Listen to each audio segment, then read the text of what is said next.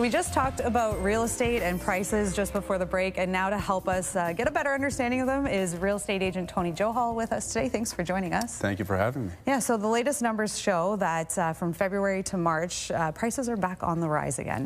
They are. We had a bit of a dip in November and December, and now January. Since the new year, they've started to climb. January, we had a modest gain. February, modest again.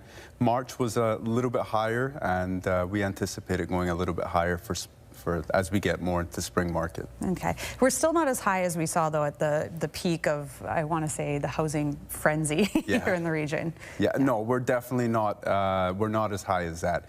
At that point, the average sale price in the region for any type of home, whether it's a detached, semi-townhouse, we were over $1 million. Right now, we're, kind of in that high sevens again.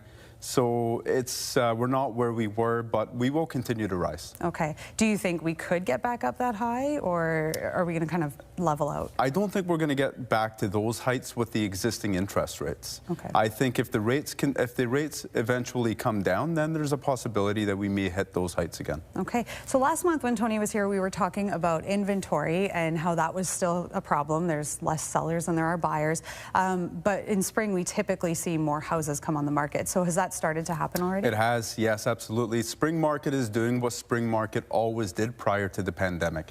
It's bringing about more inventory. And the thing about more inventory is it brings out more buyers. Yeah. Many of the buyers are holding off their search until the springtime because they want to get that, before school closing, kind of after June 30th.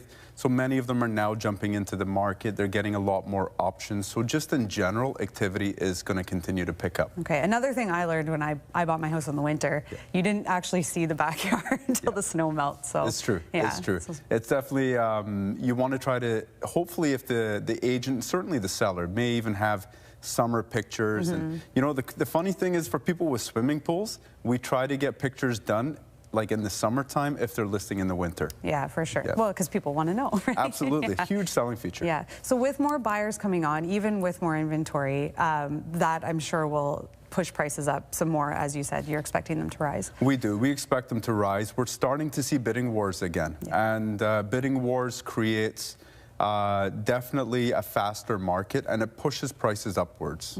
Yeah. So any advice for buyers then right now when it comes to bidding wars and kind of what they need to propose or pitch to buy a house? Well, I think one of the things that they've always done in the past is they've always come in with a strong price. They've always come in with no conditions. Coming in with no conditions is obviously very risky, but there are ways to minimize those risks.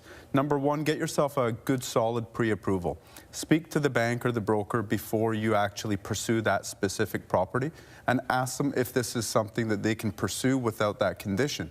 And the other thing that home inspectors have adapted to is a pre-inspection. So meaning before the offer is accepted or before an offer is presented, the buyers had the chance to do an inspection ahead of time to make sure they're buying a solid property.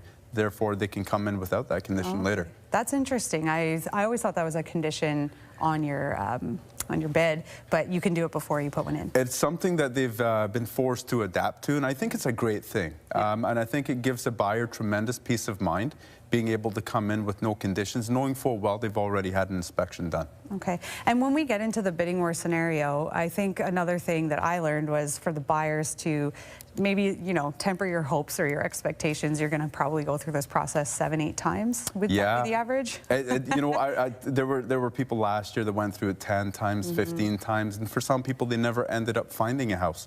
Some people get lucky and they get 1 or 2. I think it really does depend on how solid your offer is, how many people are going to be bidding on that property at the same time. And of course, there's an element of luck involved too. Okay. All right. Tony Johal joining us today on CTV News at noon. Thanks so much. My pleasure. And we are taking